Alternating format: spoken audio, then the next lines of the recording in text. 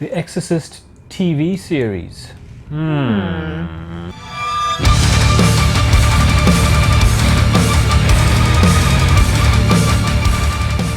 Yeah, initially I was quite excited to watch it. I heard about it. Yes. At first, I didn't think anyone would dare to do that. No. Turn The Exorcist into a freaking TV series? Yes. Are you fucking crazy? I'll get to the fact why, for me, it doesn't work. I'll get to that. Yeah, but now, yeah. First season worked for me, second season didn't. So we will not be doing them, splitting them up. We will be doing the Exorcist series, first and second. Yes. 2016 and 2017 That's it was Third made. season was cancelled. Yeah, got cancelled after 2 seasons, Yes. and then that was that. Yes. I enjoyed, it was refreshing in the beginning, and it was something that started out and evolved into something completely unexpected. Yeah, you kind of think it is just an unrelated sort of using the title to kind of cash in on the hype of the original, but it takes a very, very cool turn. Yes. Which I really, really, really enjoyed. It made it more, I won't say credible, just more enjoyable. Yeah, it also took it, for me, it took it more out of the realm of fantasy and put it more into the realm of reality. Especially in the beginning, the first time you encounter the demon, you almost don't know that you are encountering the demon. Yeah, the way they do this from the perspective of the... Brilliant. But it's Gina Davis plays the lead, and her husband is played by Alan Ruck, who was Ferris Bueller's buddy, and the lovely actor. I've always enjoyed him. The son in Succession who wants to go for a political career. So, and he had an accident. So he's got a bit of a memory issue. He's an architect or an engineer or something. Fell. And Gina Davis is his wife, and they've got 2 daughters. But then something weird starts happening with one of the daughters, and she's religious. She's connected with the church. Very devout Catholics, both of them actually. Yeah. And the preacher at the church, Father Thomas. Yes. Is he originally from Mexico? Yes, he is originally from Mexico, because his grandmother still said he was going to be the first Mexican Pope. Yeah. Yes. So that's how he got into becoming a priest. Yes. My daughter, Catherine, she's back from college. She's different. Cat? The way she talks, the way she looks at me. It's not depression. I know depression. I am not a crazy person. I'm not saying you're crazy. There is something inside my house. It's a demon. A demon? And it's trying to take my daughter. He gets pulled into this situation, and because initially people, they don't believe that is it really exorcism? Is it just teenage angst? Is it some psychological issue? And Ben Daniels plays another priest, Father Marcus. What can you tell me about demonic possession? Yes, lovely character. He's got a bit of a backstory. He's like a kind of a crazy priest. He's intense and... He's like a super exorcist. Yeah, his exorcism history goes very, very far back. And he's quick, he's fast, he saves a lot of people. He's got a good record. But he's got lots of personal demons as well. Yes. And obviously. And actually so does Father Thomas, who... Yeah. And it's what's cool about this is it sort of puts priests in the light as fallible and normal people with normal problems, like obviously they would have baggage and demons, which is cool. That's why it feels like initially it almost feels like not an exorcism thing, but then it takes such a wild ride with the viewer. What's also interesting about this one is there's two parallel stories. We've got Father Thomas and Father Marcus with the family, and then we've got a deeper thing, which is a conspiracy within the Vatican. Yeah, the Pope is set to come visit the States in this city. Which is Chicago. Is it Boston? Chicago. Chicago. And Gina Davis's character is kind of linked up with some of the people to try and, to facilitate it. And The visit, yeah, she But did there's the some accommodation and things, yes. dark things afoot there. Yes. Plots and plans. Which makes, and I think for me, which eventually turned out through all those 2 seasons to be the thing that was actually the thing that I was interested in. I think if they should have led with that. And not so much the exorcisms. The exorcisms should have been secondary. Yeah. I don't know if it would have caused a lot of controversy. Probably would have. Yeah. And you are really surprised by sort of towards the middle ending of this season. But you still, the thing is with the first season, it still keeps you interested to go to the next episode, to go to the next episode. That's where the second season falls apart. Unfortunately. But now, where you would think that, expect the Gina Davis characters to spill over into the second one, it just sticks with the priest, because obviously now they wanted to set this up as these guys going off and they are the main focus, not the people they encounter and help with their demon problems. Yes. So they're kind of Ghostbusters for the Vatican. Yes. And the second season starts off interesting, and then it starts crumbling for me. It started crumbling. I can tell you now why this subject is not made for a TV series, and that's why I said they should have led with the Vatican conspiracy thing. Is if you've seen one exorcism movie, you've seen them all. It's like a man standing yelling, "The power of Christ compels you," blah blah blah, holy water.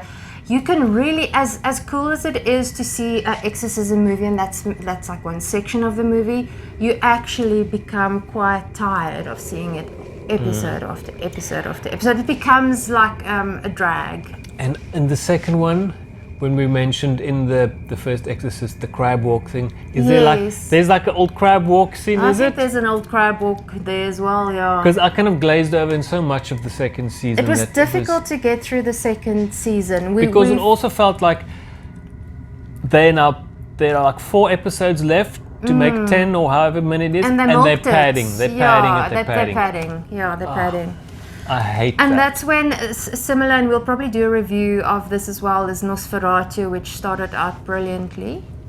Same thing, unfortunately. Yep. But I think because there's only 2 seasons, if you just want to, because the 2 seasons can be watched separately, you don't have to watch both. I would recommend people to watch the first one. And I mean, if you, some people will probably love the second season. It's just personally, it was tapped. I think it was tapped out. I mean, that it got cancelled. So I think everyone felt like that. Well, everyone in charge of it. But the second season has John Cho. He plays a guy who has a foster family. He's got about 5 foster children. Bunch of kids, and they're staying on this island. So already now that's like a kind of a scenario where they're locked off from the rest of the world. Yeah. So that's interesting. And his wife died. And then, an evil demon spirit starts infiltrating this idyllic little family. Yeah, well, actually, the demon was inhabitant on that island for hundreds of years. Okay. But they worked that into the story quite cleverly. Yeah, and it was interesting as it started off, like I say, and then it's also just the way the 2 exes, Father Thomas and Marcus, get pulled in there. It's too much. It feels contrived. Yes, disingenuous. It feels disingenuous, and I don't think. I mean, okay, well, they did get to this house in a cool way because they went to an exorcism where it ended up being something different, and then this kid gets placed in this foster home, and that's how they link up with him. It's the one thing that's cool about the second season, which they portray how these guys. I also think that's probably something that they've like researched, like the things that you have to go through, the steps that you have to take before you actually. The Vatican has to before you actually do an exorcism, because you can actually like harm someone if someone doesn't need an exorcism when you perform one, like psychologically. Yeah, it's an interesting take. it's an interesting take on Yeah, it. without shooting the second season down too much, I would think if they either shortened the episodes, made it less episodes and just cram it in more tightly, it just felt like, okay, now you guys are just wasting another hour of my time just to get to the next episode. And I do feel, as I've said before, if they made the conspiracy theory the main theme. The one character that I really enjoyed was Father Bennett. He's like directly linked to the Vatican. To the Vatican, yeah. And he's kind of their middleman because they sort of rogue in the second season. I do feel like that's where the focus should have been. And, you know, the evil forces, they're kind of infiltrating all these high positions. Yeah, and they're killing off exorcists from the Vatican. So it's kind of like Mission Impossible, all the spies are getting targeted. Yeah, All the exorcists are getting A very interesting fact is that while we are in the 21st century, the amount of exorcists has tripled. Yeah. Yeah. That's what I was wondering when we were talking about the first Exorcist movie. How many exorcism how much did possession jump? Yeah. The cases. No, it would have jumped. I mean, if you Increased. think how many people are struggling with anxiety and depression and stuff, but I mean, and mental health because of the state of the world. But to think that in an age where sort of science and psychology trumps anything and everything, that you would see that big jump. And they do kind of work that into the second season as well. Yes. Where it's a case of they say it's possession, but I think it ends up being something else. I think a lot of people probably do it for from an academic perspective to study the field, as it relates to becoming an exorcist if you're a priest. I mean, I don't know if there's so many more people possessed, but yeah, it's an interesting idea. Yeah, and also someone who is not I guess it could be people who are not Catholic or someone who is not Christian or not religious at all.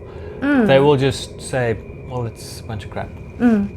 So it's not up to anyone to convince you to say that no, but it's real and demons are real and possessions are real and exorcisms work. It's Yeah, and sometimes but it's a good sometimes subject. You help people by facilitating what they believe. You know. Which is something we'll touch on when we talk about the last exorcism. Yeah, actually. Which is coming up next in our trail of exorcist discussions. Yes. And exorcism movies. We are exercising the We're exorcist genre. exorcising these demons now big time. Yes. But it's not going to be difficult for me to score this as because the second season will drag down the overall score. Oh, absolutely. So I would say for the first season, I would give it like almost an 8. I'd rather say a 7. Second season, I'll give a 5. So I'll have to average it out at a 6. I think I'm with you there. Okay. Yeah. So if the second season wasn't a part of it, it would be more. It would be more because, as I say, it's like if you have doubts, if you watch the first season and you have doubts, then don't skip the second one. You don't have to watch it, but the first one on its own stands up well. But you know, watching the first season and enjoying it, you'll want to see the second one to there's see how some it crap turns out. that I'm still now wondering. I wonder now in this crap, what's now next? What would have happened next? What crap? Like the Nosferatu. Oh, Nosferatu. Yeah. Yeah, you can almost sort of see how the third season's going to play out. No, it's set up. Yes. But okay, it's not a terrible score, but like I say, first season cool, second season lesser. It's entertaining. It's very entertaining. Yes. But the second one is drawn out way too much. So Yes. another exorcism in the bag. Yeah. Let us know if you've watched any of these. If you want to, if you haven't, if you're going to, if you agree with us, if you think we're talking crap. Obviously subscribe and like and comment. Yes. Share. Catch you at the next one. Bye. Bye.